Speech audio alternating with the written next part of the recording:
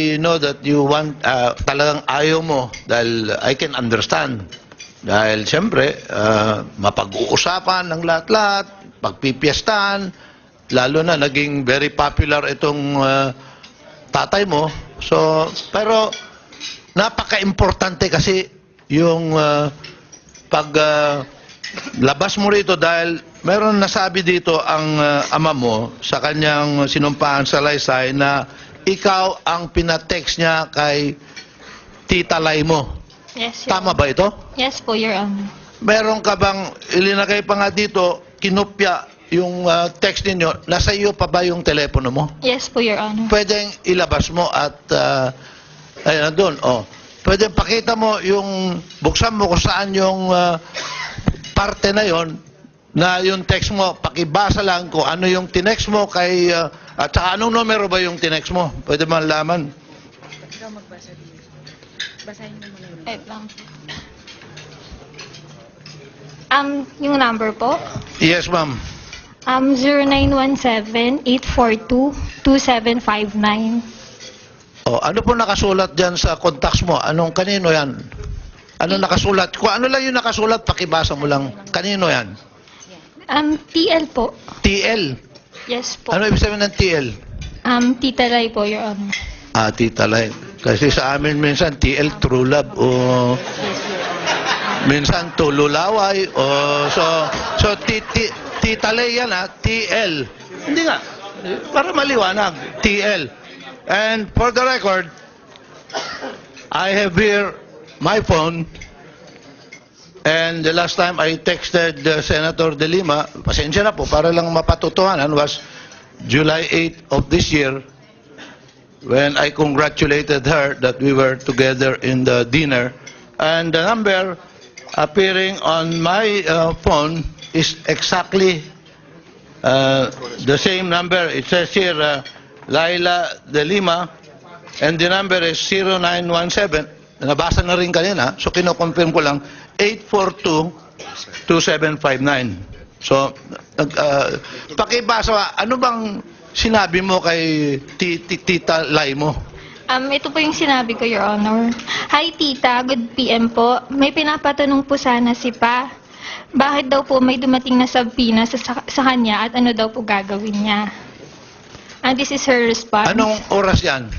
5:38 PM po. Nang anong petsa? October 1, 2016 po, Your Honor. Oh, okay. May sagot ba siya? Yes po, Your Honor. Anong sagot niya? Ito po yung response niya. Pakisabi sa kanya, magtagulang muna siya. Kagagawa niyan nila Speaker Alvarez at Dikta ni Digong. Pagpipiestahan lang siya at kaming dalawa kapag mag-appear siya sa hearing na yan. Anong ginawa mo dyan sa text niya? Pinakita mo, may pinagpakitaan ka ba dyan? Sinend ko lang po sa papa ko, Your Honor. Finorward mo sa Opo, tatay Your mo. Honor. Bakit nasaan na yung tatay mo nung natanggap mo yan? Hindi ko po alam, Your Honor. Ibig sabihin, hindi na kayo nagkikita no? Medyo nagtatago na siya. Hindi na po, Your Honor. Okay. Anong oras yung sagot? Yung sagot niya, anong oras mo natanggap? Anong lumalabas dyan sa phone mo? 6:14 PM po, Your Honor. May we ask that a print screen or that print be captured by camera so that we can, Mr. Chairman, may we ask, yan, si Perfecto Camero. Comsec, please Can you undertake get the necessary an impression? action. Para makunan lang po kasi we would have wanted to get her phone pero marami naman po. We have will the be violation of her official privacy also. Mr. Chairman, in the interest of fairness, may I request for a volunteer also here to serve as a representative of Senator De Lima para lang makita rin naman yan.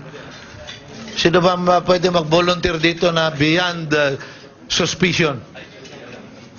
IBP, but they're representing Dayan. So, of course, we cannot ask the PAO because they will say, and the Secretary of Justice, sana kung may... Media na lang.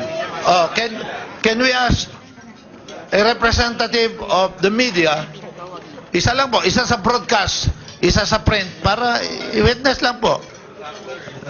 Baka na ba? Rappler, nandiyan Yan, ba? yan. Pakita mo, isum na lang nila. Yan ang isum nila. Oh, yan. Pakita mo, iharap mo na lang. Ilapit mo doon. Ilapit mo doon sa camera doon, boss. Doon, pumunta ka doon. Yan, para, yan, kita nyo?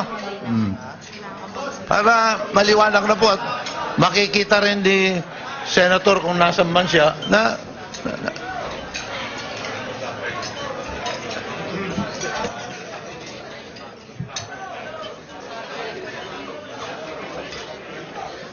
Sandali na lang yan.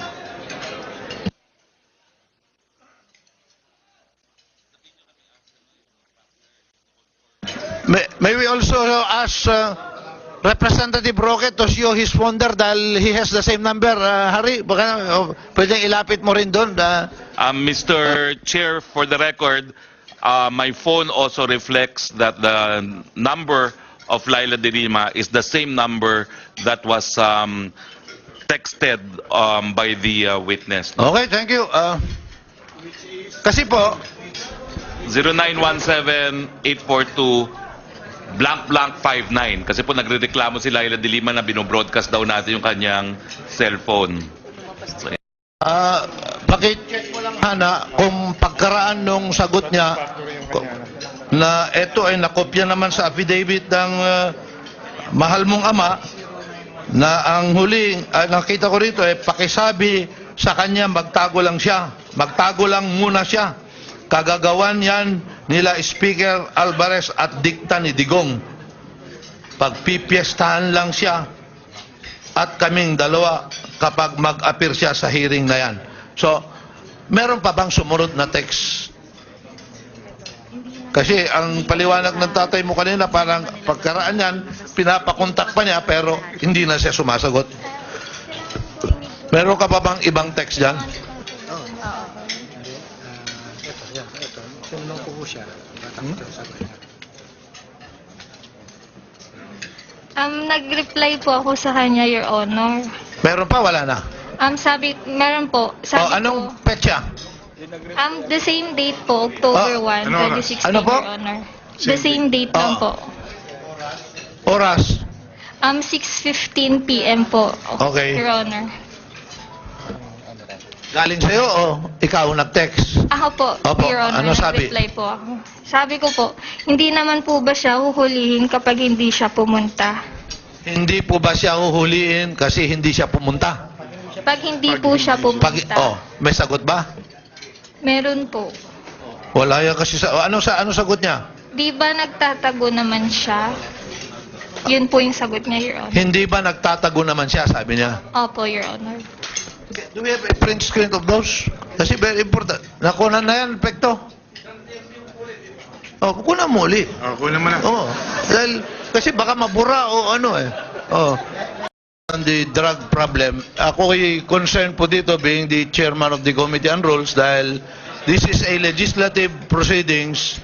We are conducting an investigation in aid of legislation and then here comes a member of the other chamber advising a person duly subpoenaed by this chamber not to appear. Medyo bordering on obstruction of justice and contempt of this House of Representatives po to be interfering in its proceedings. Kasi po, nandiyan po sa rules natin yan eh. Any contumacious act, disrespectful manner, or undue. Ito po ang ating rules kasi sa contempt section 11 on rules and inquiries in aid of legislation. Nakalagay po dito, the committee may punish any person for contempt by a vote of 2/3 of the members present, there being a quorum.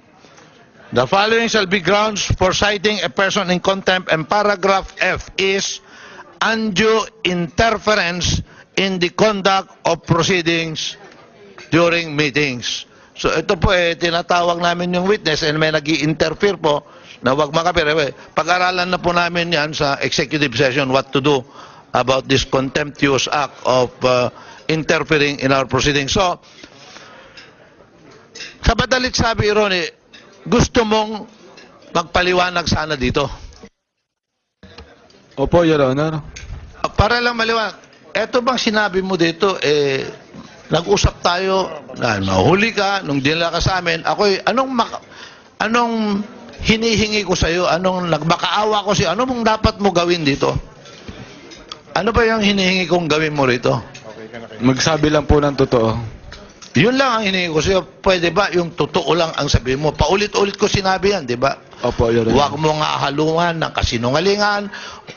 Niliwanag ko pa sa'yo, huwag kang matakot maski kanino, di ba? Yes, sir. Dahil ako at tutulong sa'yo, maski sino dyan, ako ang sandala mo, basta ang kalasag mo, yung katotohanan lang. You know that you want, talagang ayaw mo, dahil I can understand. Dahil siyempre, mapag-uusapan ng lahat-lahat, pagpipiestahan, lalo na naging very popular itong tatay mo. So, pero napaka-importante kasi yung labas mo rito dahil meron nasabi dito ang ama mo sa kanyang sinumpaan sa Laysay na ikaw ang pinatext niya kay Tita Lay mo. Yes, Your Tama Honor. ba ito? Yes po, Your Honor. Meron ka bang ilinagay pa nga dito, kinopya yung text ninyo, nasa iyo pa ba yung telepono mo? Yes po, Your Honor. Pwedeng ilabas mo at ayun nandun, oh. Pwedeng pakita mo yung buksan mo kung saan yung parte na yon na yung text mo, pakibasa lang ko ano yung tinext mo kay at saka anong numero ba yung tinext mo? Pwede malaman. Ikaw magbasa din. Basahin mo muna yun. Wait lang. Yung number po? Yes, ma'am. 0917-842-2759. Oh, ano po nakasulat diyan sa contacts mo? Anong kanino 'yan? Ano nakasulat? Kung ano lang yung nakasulat, pakibasa mo lang. Kanino 'yan? TL po. TL. Yes po. Ano ibig sabihin ng TL? Tita Lay po, Your Honor. Tita Lay. Kasi sa amin minsan TL True Love o minsan Tululaway o so Tita Lay yan TL. Hindi nga. Para maliwanag. TL. And for the record, I have here my phone. And the last time I texted Senator De Lima, pasensya na po, para lang mapatutuhanan, was July 8 of this year when I congratulated her that we were together in the dinner. And the number appearing on my phone is exactly the same number. It says here, Laila De Lima, and the number is 0917. Nabasa na rin kanina, so kino-confirm ko lang, 842-2759.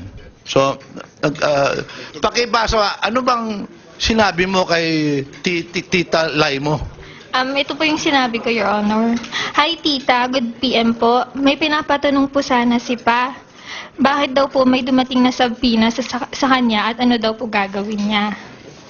And this is her response. Anong oras yan? 5:38 PM po. Nang anong petsa?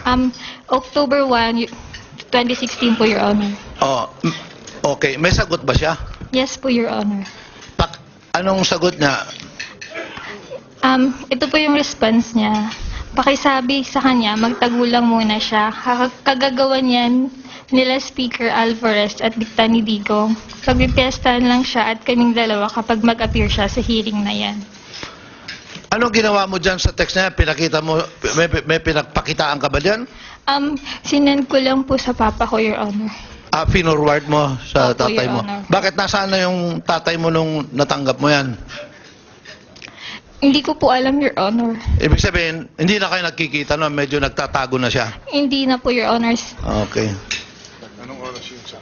Yung sagot niya, anong oras mo natanggap? Anong lumalabas dyan sa phone mo? 6:14 PM po, Your Honor. May we ask that a print screen or that print be captured by camera so that we can, Mr. Chairman, may we ask, yan, si Perfecto Camero. Comsec, please Can you undertake get the necessary an impression? action. Bakunan lang po kasi we would have wanted to get her phone pero marami naman po. We have will the be violation of her privacy also. Mr. Chairman, in the interest of fairness, may I